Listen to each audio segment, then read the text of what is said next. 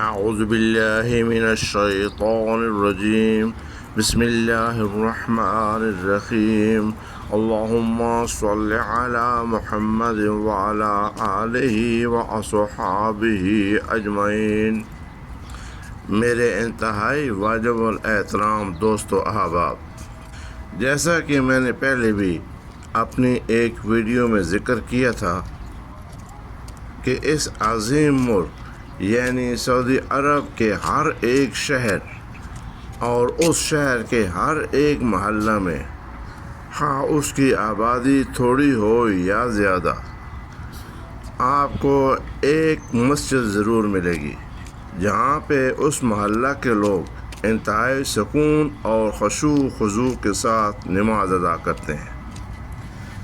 اسی طرح باقی شہروں کی طرح سعودی عرب کے اس شہر ریاض میں بھی آپ کو کئی ایک مساجد ملیں گی، لیکن چند ایک مساجد بہت زیادہ مشہور و معروف ہیں، اور ان میں سے ایک مسجد ملک خالد ہے۔